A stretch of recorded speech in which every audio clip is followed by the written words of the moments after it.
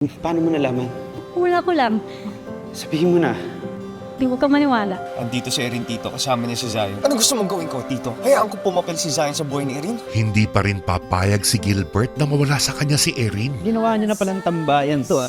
At least tumatambay kami sa lugar nakita niya ni Ma'am. Tama, nakikita ko ang ligawan. Lugawan, kuya. Nagliligawan na sina Charlie at Gabby. Hindi ko na siya mapapaninginipan. Concerned ka, no? Na hindi na ako lumapit sa'yo. Bati na tayo. Good morning! Di ba nakatulog? Tito pala si Erin eh. You got me, guys!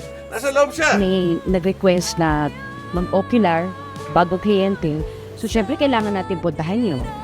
Dumating din ang daddy mo. Ako nang bahala kung paano ko sabihin sa kanya ba't tayo nag-escape. What are we waiting for? Let's go! Papuntang meet cute na ba ito sa pinapaayos na bahay ni Ninong Rick? Para sa isa't isa, 6 p.m. sa TV5 Weekend Trip.